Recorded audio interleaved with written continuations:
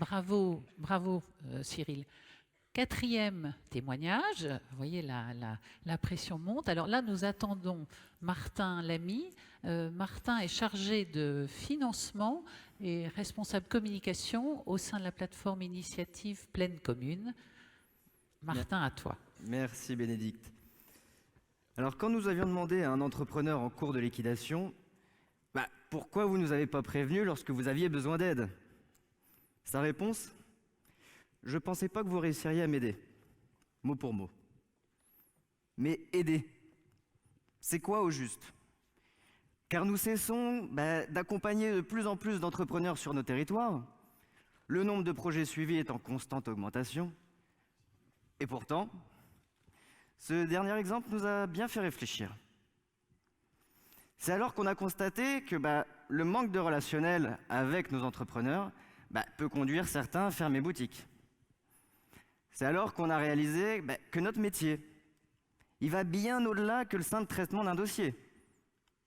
Notre rôle, c'est d'insérer des entrepreneurs dans le tissu économique et pas seulement leur attribuer un prêt à taux zéro.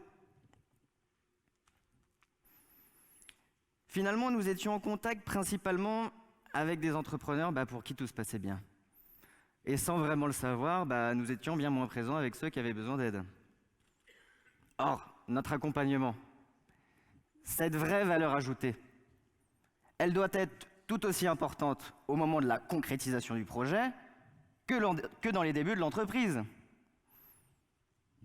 C'est alors que nous avons poursuivi cette réflexion et on a essayé d'identifier déjà quels pouvaient être les besoins les plus courants, et ceux peut-être plus spécifiques.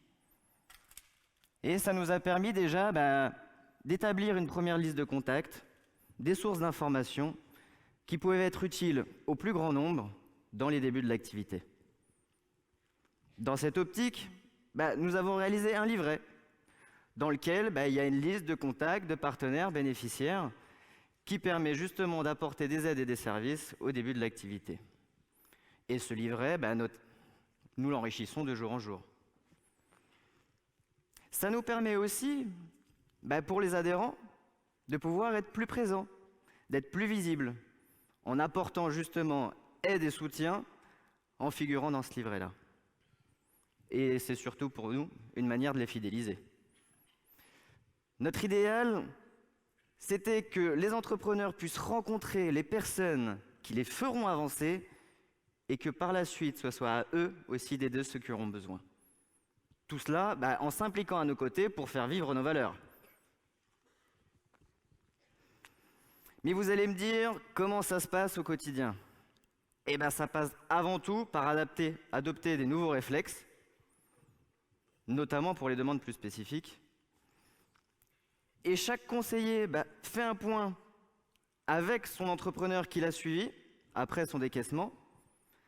Ça nous permet de faire un petit bilan sur les premières démarches, les premiers clients, évidemment les premières difficultés et les objectifs à venir.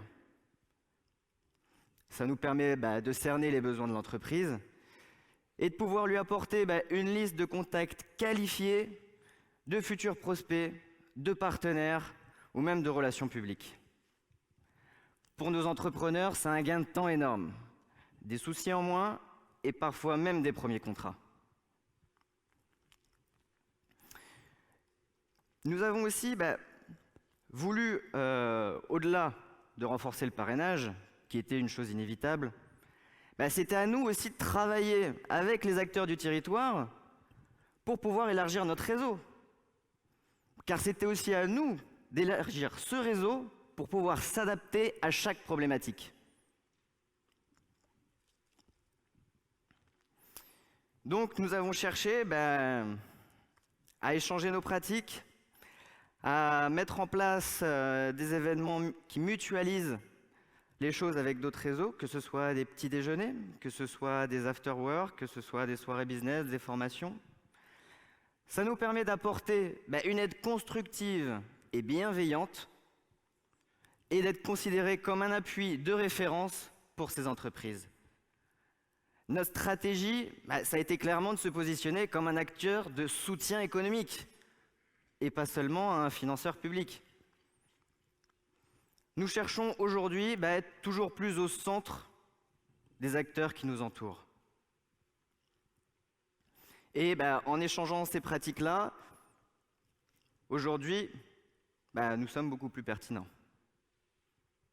Par exemple, le mois dernier, nous avions une entreprise de VTC qui, suite à une baisse d'activité, une incertitude du marché, devait se diversifier. Donc nous avons vu ensemble comment se repositionner, notamment dans le transport de personnes, toujours, mais à mobilité réduite.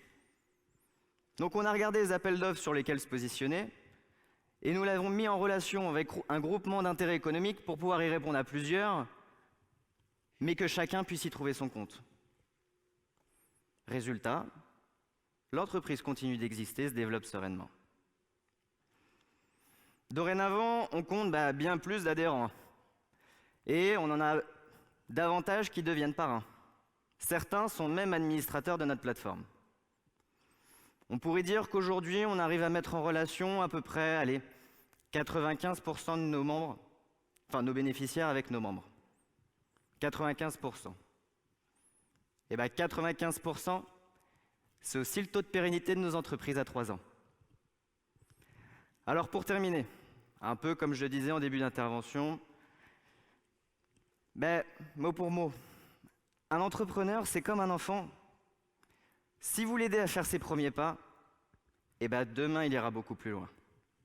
Merci.